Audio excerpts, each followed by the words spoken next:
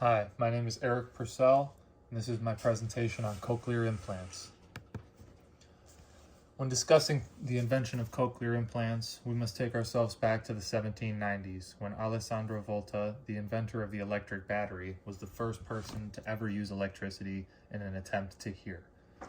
He connected a closed circuit to both of his ears, and once the electricity was turned on, he described a sound akin to, quote, boiling soup. Fast forward to 1957 when Dr. Giorno developed the electrode that a surgeon, Aries, would then insert into a person. This was the first time that a cochlear implant was implemented in history. The 1960s led to researchers such as Giorno and Aries fine-tuning the functions of their cochlear implant and figuring out which parts of the auditory nerves were best stimulated, where to position the electrodes, essentially. The 1970s had pioneers in multi-electrode cochlear implants by many researchers, including Claude Henry Sherard. This led to a 1984 FDA approval for cochlear implant use in all adults. Later, these age requirements were lowered. In 1990, it was lowered to 2 years of age. 1998, 18 months, and 1 year. It was in 2000.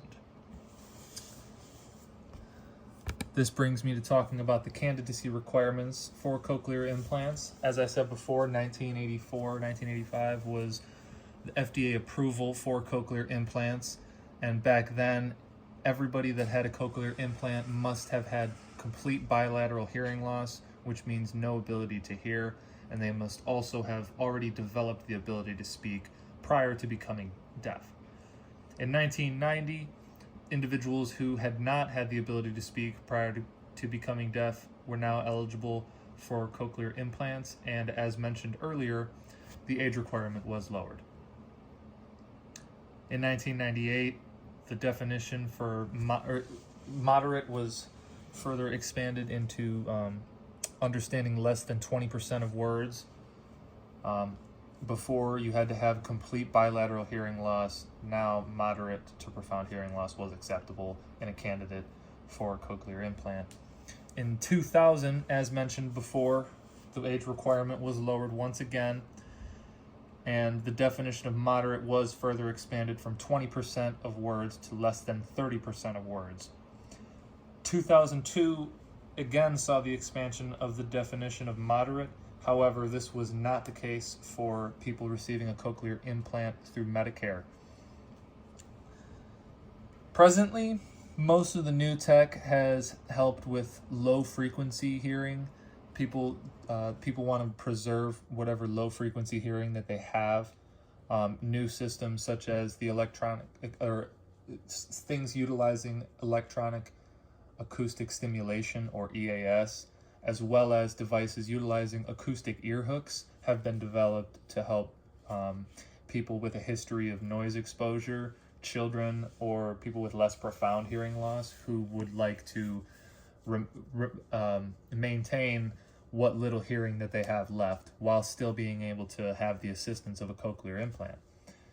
The most recent age lowering for the requirements was in 2020 when the FDA approved children between 9 and 10 months qualifying for cochlear implants. So you might be wondering now, how does a cochlear implant work? It's pretty easy, honestly.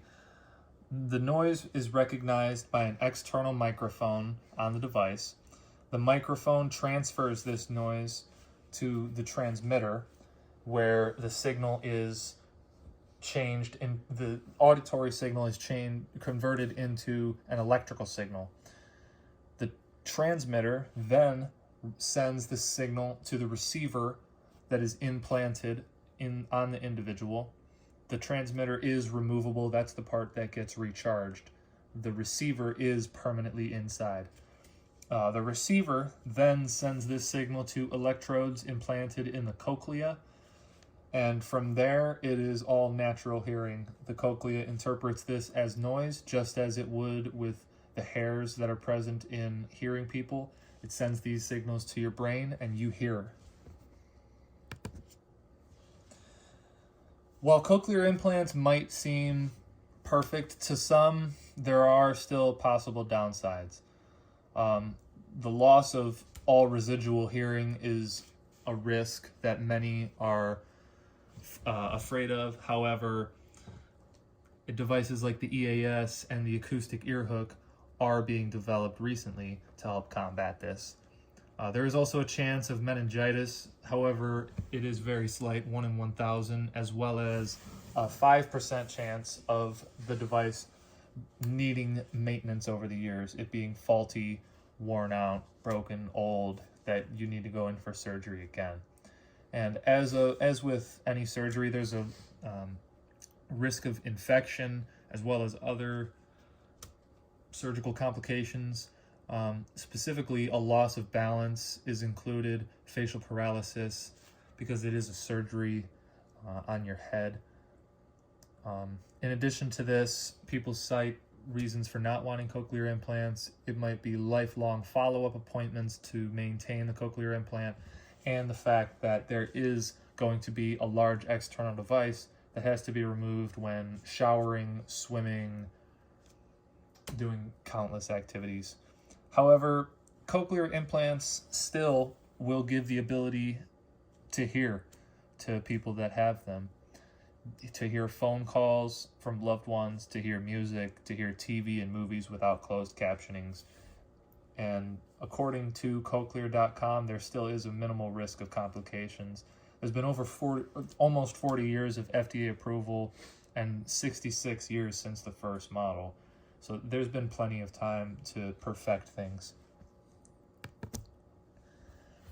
The deaf community has ranging opinions on cochlear implants, many of them strong opinions. Early CI research was opposed by science. However, even after FDA approval, the deaf community was against CIs, especially in children. Not the entire deaf community, but a very vocal part of it.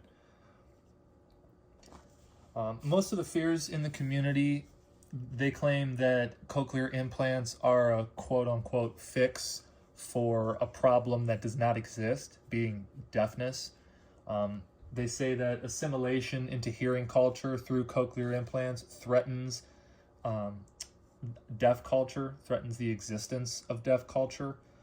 And they claim that cochlear implants are an attempt of a form of oppression from the hearing community. The deaf people that are against cochlear implants, they believe deafness is natural, beautiful, a thing to be cherished. It does not need the quote fix of a cochlear implant that hearing people are pushing onto deaf children.